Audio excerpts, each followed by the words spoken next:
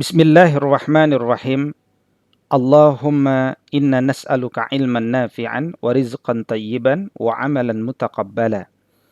Ayah bunda yang kami hormati, uhayyikum jami'an bitahiyyatil islamil khalidah wa tahiyyatul islami salam. Assalamualaikum warahmatullahi wabarakatuh. Alhamdulillah wassalatu wassalamu ala rasulillahi wa ba'd. Kali ini kita akan mencoba mengkaji, mengambil keteladanan dari Rasulullah sallallahu alaihi wasallam terkait bagaimana adab berinteraksi Nabi Muhammad sallallahu alaihi wasallam kepada anak-anaknya yang tercinta. Kita ketahui ayah bunda semuanya bahwa Nabi sallallahu alaihi wasallam dikaruniai yaitu 6 orang anak ya atau 7 orang anak. 3 anak laki-laki dan 4 orang anak perempuan. 3 anak laki-laki itu dialah Al-Qasim, Abdullah, dan Ibrahim. Ya, ada yang mengatakan At-Tayyib dan At-Tahir. Ya, disebutkan bahwa 2 nama ini sebenarnya adalah panggilan atau nama kecil daripada Abdullah.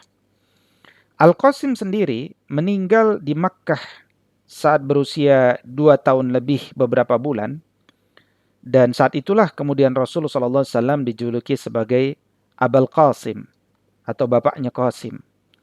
Dan ibu daripada Al-Qasim adalah tentu Khadijah binti Khuwailid. Dan Abdullah juga lahir dari Khadijah, ya, tetapi setelah awal mula dari kenabian, ya. Dan beliau pun wafat di Makkah. Adapun Ibrahim, ibu daripada Ibrahim ini adalah Maria Al-Qibtiyah, dan beliau lahir di Madinah di bulan Zulhijjah pada tahun ke-8 Hijriyah dan meninggal pada sekitar tahun ke-10 Hijriyah ketika usia beliau tidak sampai 24 bulan, ya. Masih sekitar 17 atau 18 bulan. Beliau juga diberkahi dengan kelahiran 4 orang putri, seluruhnya dari Khadijah binti Khuwailid, mulai dari Zainab, Ruqayyah, Fatimah, dan Ummu Kulsum. Putri pertama beliau yang bernama Zainab menikah dengan Abul As bin Ar-Rabi'. Adapun Ruqayyah ini adalah putri kedua beliau dan menikah dengan Utsman ibn Affan radhiyallahu taala anhu. Adapun Ummu Kulsum, putri ketiga beliau, nanti dinikahi oleh Utsman ibn Affan juga setelah meninggalnya Ruqayyah. Ya, dan karena itulah Utsman bin Affan radhiyallahu taala anhu digelari juga Zunnurain. Ya. Dan Ruqayyah juga meninggal dalam keadaan sedang menikah dengan Utsman, ya. Nah, terakhir adalah tentu Fatimah, putri keempat Nabi sallallahu alaihi wasallam, sekaligus putri terakhir beliau, putri yang paling disayang beliau, yang lahir ketika Nabi berusia 41 tahun. Dan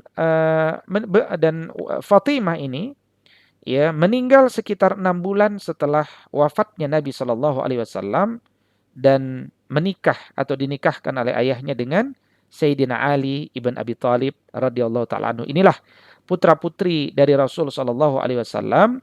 Maka ketika kita mengkaji bagaimana adab berinteraksi Nabi Muhammad sallallahu alaihi wasallam kepada anak-anaknya ini, maka kita akan dapat melihat bagaimana kehidupan Nabi sallallahu alaihi wasallam bersama keempat anaknya ini, untuk kemudian kita dapat ambil pelajaran-pelajaran besar sehingga kita sebagai ayah pada khususnya dapat memposisikan diri dengan sebaik-baiknya. Yang pertama adalah kalau kita lihat dari awal, ya, kira-kira yang bisa kita lihat dari adab interaksi Nabi SAW dengan anak-anaknya adalah bagaimana Nabi SAW memberikan nama yang baik, ya, memberikan nama yang baik. Sebagaimana pesan beliau, Inna ahabba asma'ikum ilallahi Abdullahi wa Abdurrahman. Ya, sesungguhnya nama kalian yang paling dicintai di sisi Allah adalah Abdullah dan Abdurrahman. Allah Subhanahu wa taala juga firmankan di dalam Al-Qur'an surat Al-Ahzab ayat kelima, "Ud'uuhum li'abaihim huwa aqsatu 'indallah." Panggillah mereka dengan memakai nama bapak-bapak mereka. Kata Nabi sallallahu alaihi wasallam, ya, tasammu bi ismi wala takannu bi kunyati. Berilah nama dengan namaku, yaitu Muhammad. Artinya boleh, ya, orang itu menamakan anaknya dengan nama Nabi seperti Nabi Muhammad sallallahu alaihi wasallam sendiri, tapi janganlah kalian menggunakan kunyahku yang dimaksud adalah Abul Qasim, karena itu khusus untuk Nabi sallallahu alaihi wasallam. Terdapat beberapa kalimat-kalimat, ya, yang berasal dari pepatah-pepatah Arab terkait atau yang mencerminkan pentingnya masalah nama ini. Misalkan disebutkan bahwa likulli musamma min ismihi nasibun. Setiap orang itu akan memperoleh pengaruh besar dari nama yang diberikan padanya. Ya, dari atau disebutkan juga min ismika a'rifu abaka. Dari namamu aku bisa mengetahui bagaimana profil ayahmu, bagaimana pemikirannya, ya, bagaimana paradigmanya. Ya, karena itu kemudian kalau kita memberikan nama yang baik, ini telah memberikan kebiasaan-kebiasaan baik sejak awal, maka kalau kebaikan itu berketerusan dari anaknya, maka anak itu akan, ya, mengalirkan pahala untuk ayahnya. Sebagaimana secara umum Nabi SAW mengatakan, "Man sanna fil Islam sunnatan hasanatan, falahu ajruha wa ajru man amila biha." Ini yang pertama, terkait tentang memberikan nama yang baik, ya. Berikutnya yang kedua adalah memberikan nama anak pada hari kelahiran mereka. Ya, memberikan nama anak pada hari kelahiran mereka. Sebagaimana Nabi Shallallahu Alaihi Wasallam sendiri disebutkan, wulida liyal lailata ghulamun fasammaituhu bi ismi abi Ibrahim. Ya, telah lahir kemarin anakku dan kuberi nama seperti ayahku, yaitu Ibrahim. Nah, bagaimana Nabi SAW memberikan nama anaknya dari Maria Al-Qibtiyah dengan nama Nabi Ibrahim alaihissalam, ya, yang merupakan sanad dari kakeknya, gitu ya. Berikutnya yang ketiga, bahwa Nabi Shallallahu Alaihi Wasallam membesarkan anak perempuan dengan sepenuh kebaikan. Dan ini hendaknya yang kita teladani. Kita ketahui bagaimana kemudian di masa dahulu, ya, orang-orang kafir Quraisy, ya, bahkan ada yang menguburkan anaknya hidup-hidup, ya kan? Ada yang sampai kemudian tidak mau mencium anaknya. Padahal disebutkan oleh Nabi Shallallahu Alaihi Wasallam, man la yarham la yurham. Kalau dia tidak punya sifat kasih, maka nanti dia tidak akan dikasihi. Ya, maka paradigma-paradigma yang keliru itu diubah oleh Islam. Ya, di masa Islam justru memiliki anak-anak perempuan menjadi kerinduan, menjadi semangat. Ya, kenapa? Ya, contoh misalkan Nabi SAW mengatakan bahwa man ala jariyataini hatta tablugha jaa yaumal qiyamati ana wa huwa, ya, wa dhamma asabi'ahu. Siapa yang mendidik dua anak perempuan hingga dia dewasa, maka ia akan datang pada hari kiamat nanti dalam keadaan aku dengan dia ini, sambil mendekatkan dua jemarinya. Dekat sekali. Ya, dekat sekali. Nah, ini berbeda kan? Ya, dengan hadis ini maka orang-orang Arab dulu menjadi berbahagia. Ya, bahkan banyak sekali riwayat-riwayat yang lain yang menjelaskan bagaimana, ya, kalau kemudian seseorang itu, ya, mendidik anaknya, ya, anak perempuannya, dia berikan pakaian yang baik, ilmu yang baik, makanan yang baik, ya, pendidikan yang baik, ya, yang mendekatkan diri anaknya kepada Allah Subhanahu wa taala, maka seluruh usahanya untuk putrinya itu, ya, putrinya itu sendiri akan menjadi dinding, ya, dinding pembatas baginya dari api nerakanya Allah Subhanahu wa taala. Maka orang termotivasi untuk membesarkan anak-anak perempuan mereka dengan kualitas, bukan sekedar kualitas. Ya, berbeda ketika dulu Islam belum hadir. Bagaimana misalkan di dalam Quran surat An-Nahl ayat ke-58, Allah Subhanahu wa taala katakan, wa idza busyira ahaduhum bil unsa dhalla wajhuhu muswadda wa huwa kazim. Apabila seseorang dari mereka diberikan kabar dengan kelahiran anak perempuan, merah padamlah wajahnya. Ya, dia malu menanggung beban dan dia pun sangat marah ya dengan takdir yang diberikan kepadanya. Nah, ini bagaimana Nabi SAW ya berinteraksi dengan baik sekali dengan anak-anak perempuan beliau, sehingga anak-anak perempuan pun sangat mencintai ayahnya, ya, tidak merasa kehilangan dengan ayahnya. Dan kemudian bahwa Nabi SAW juga mengajarkan kepada kita semuanya, bukan sekedar membesarkan, tapi hendaknya sampai menikahkan mereka dengan anak laki-laki yang baik. Ya, satu studi kasus kita bisa lihat dari kisah pernikahan Zainab dan Abul As bin Rabi'. Bagaimana di usia yang relatif muda Zainab menikah dengan putra dari bibinya yang bernama Abul As bin Rabi' ini. Dan Abul As bin Rabi' adalah laki-laki yang terpandang di kota Mekkah. Ya, baik dalam bab kemuliaan, dalam bab harta, dan beliau ini juga termasuk pemuda Quraisy yang bersih, yang hanif, yang tulus. Ya, dari jalur ayahnya bertemu nanti dengan Nabi, ya, Abul As bin Rabi' ini, yaitu bertemu dengan Nabi di jalur Abdi Manaf bin Qusay.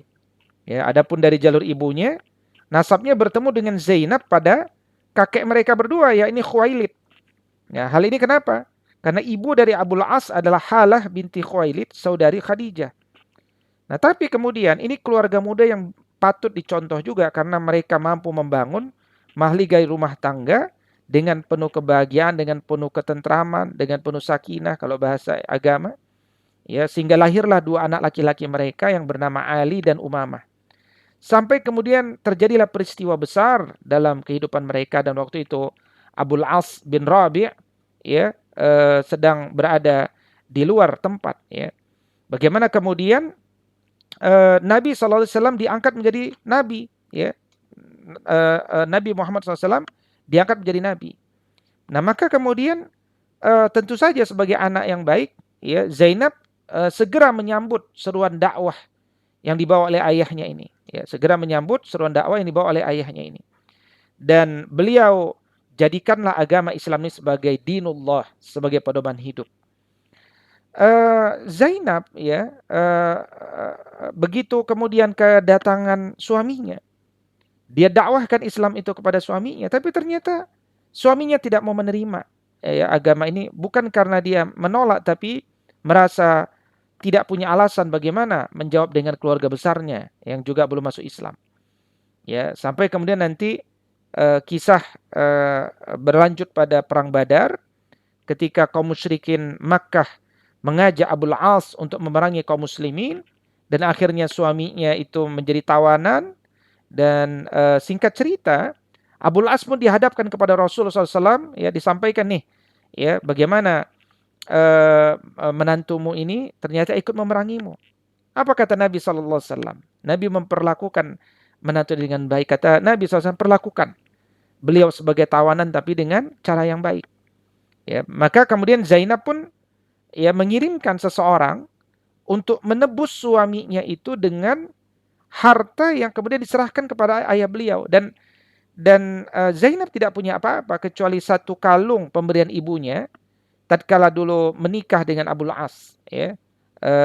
Jadi Khadijah dulu pernah memberikan kalung, ya, pemberian hadiah karena menikah dengan Abul As. Nah, memandangi kalung daripada Zainab ini tentu saja membuat Nabi SAW teringat dengan istri yang setia, yakni Khadijah radhiyallahu taala anha. Dan Zainab memang terpaksa merelakan kalung itu karena tidak punya harta lagi untuk menebus suaminya. Dan inilah kemudian peristiwa yang mengharukan, yang kemudian mengetuk hati Rasul SAW. Ya, maka kemudian Nabi SAW pun mengatakan kepada para sahabatnya, jika kalian melihat bahwa membebaskan tawanan tersebut dan mengembalikan harta tebusannya adalah sebuah kebaikan, maka lakukanlah wahai sahabatku. Tidak dipaksa oleh Nabi SAW. Maka Nabi SAW pun, sahabat Nabi SAW pun kemudian menjawab, ya, labbaik ya Rasulullah, kami akan segera lakukan. Ya, maka Nabi SAW pun panggil menantunya itu Abul As, ya, karena belum masuk Islam waktu itu. Dia katakan, dikatakan oleh Nabi SAW bahwa engkau akan kami bebaskan, tapi engkau harus janji agar membiarkan Zainab anakku hijrah ke Madinah.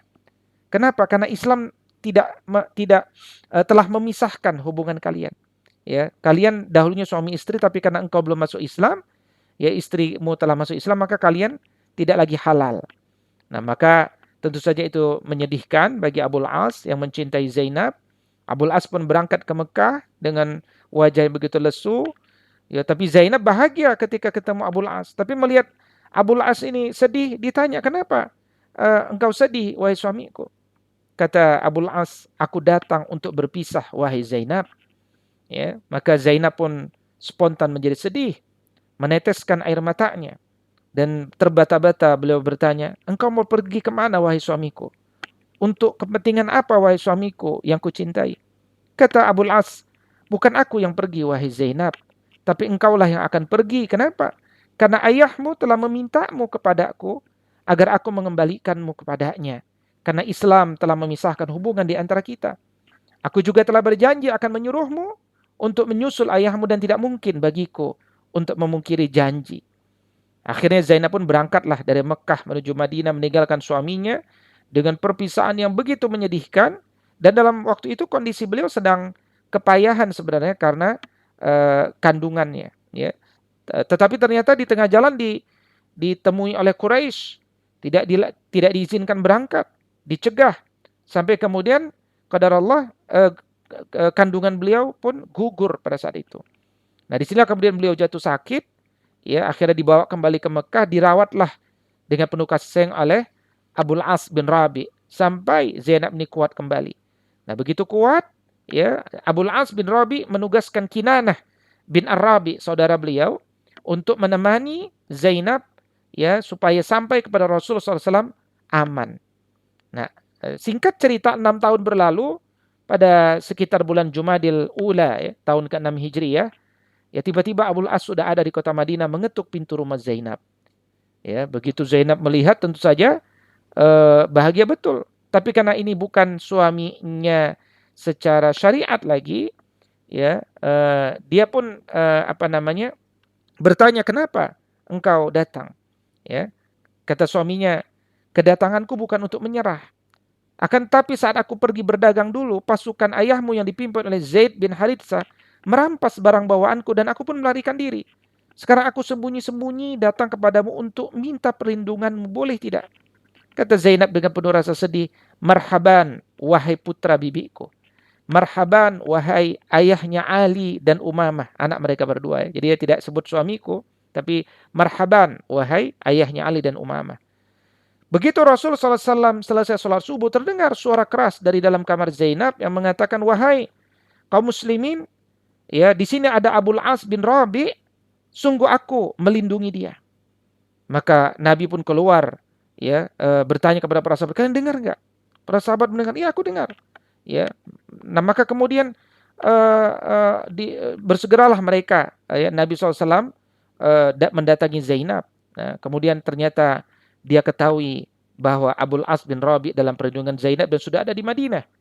Maka Nabi SAW tidak memarahi Abul As, justru memuliakan mantan suaminya ini, ya, sambil kemudian mengatakan kepada putrinya itu, wahai Zainab, muliakanlah, ya, tempat menginapnya Abul As bin Rabi, tapi jangan sampai dia berbuat bebas kepadamu, karena kamu itu tidak halal baginya, kata Nabi SAW.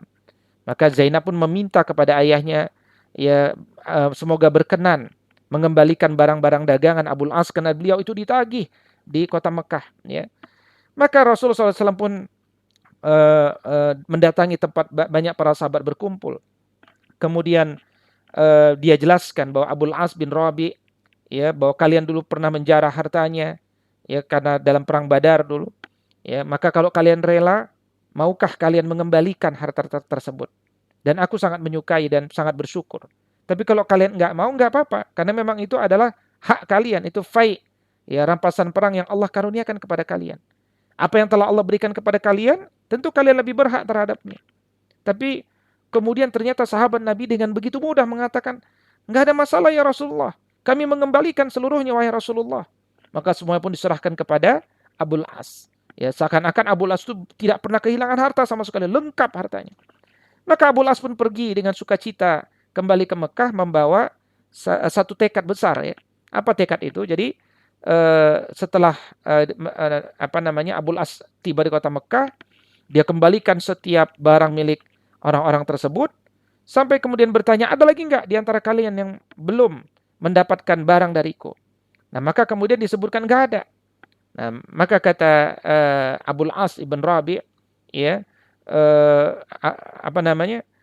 tugasku sudah selesai, ya, aku sudah menepati janjiku, maka dengarkanlah oleh kalian semuanya bahwa aku bersaksi asyhadu an la ilaha illallah wa asyhadu anna Muhammad Rasulullah. Demi Allah tidak ada yang menghalangiku masuk Islam ketika di Madinah kecuali karena aku khawatir kalian itu menyangka aku ini ingin membawa lari harta kalian. Ya, maka tatkala Allah telah mengembalikan barang dagangan kalian dan aku pun sudah laksanakan tanggung jawabku, maka aku pun masuk Islam. Maka ya, Abul As pun kembali ke Madinah sudah dalam kondisi sebagai seorang muslim. Nah, disinilah kemudian Rasul SAW mengembalikan putrinya Zainab kepada Abul As dan mereka pun melanjutkan pernikahan dengan bahagia, tetapi hanya berjalan 1 tahun. Ya, hanya berjalan 1 tahun. Dan waktu yang cukup singkat ya, setelah mereka berpisah cukup lama. Dan Zainab pun wafat di tahun 8 Hijriah ya, dan beliau mengalami sakit yang mungkin berkaitan juga dengan keguguran sebelumnya. Dan Abul As tentu saja sangat sedih dengan kehilangan Zainab ini, dan sambil dalam keadaan bersedih Rasul SAW menyampaikan kepada para wanita, mandikanlah dengan bilangan yang ganjil putriku ini 3 atau 5 kali. Jadikanlah yang terakhir dengan menggunakan kapur barus atau semisalnya. Kalau kalian sudah selesai, kasih tahu aku. Kasih tahu aku. Nanti ya setelah selesai, maka Nabi pun membimbing, pakailah jenazah ini dengan pakaian ini, dengan kain ini, ya. Dan ini merupakan satu kisah yang luar biasa ya, yang disampaikan oleh bagaimana kita bisa melihat seorang mertua yang mampu memuliakan ya Abul As bin Rabi yang pada hakikatnya adalah pria baik-baik ya. Hanya saja memang ada persoalan-persoalan yang kemudian membuat dia tertahan untuk masuk Islam dengan segera ya. Nah, berikutnya disebutkan juga bahwa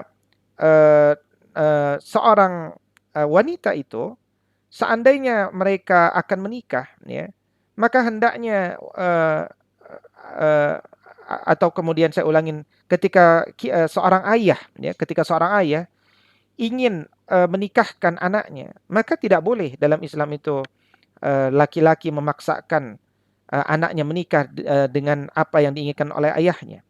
Ya, sebagaimana kata Nabi SAW, ya, as-sayyibu ahaqqu bi nafsiha min waliha wal bikru yasta'zinuha abuha fi nafsiha ya wa iznuha sumatuha. Ya, sedangkan kalau janda itu lebih berhak atas dirinya ya daripada walinya, sedangkan gadis ayahnya hendaknya meminta izin kepadanya untuk menikahkan dirinya, dan izinnya adalah diamnya.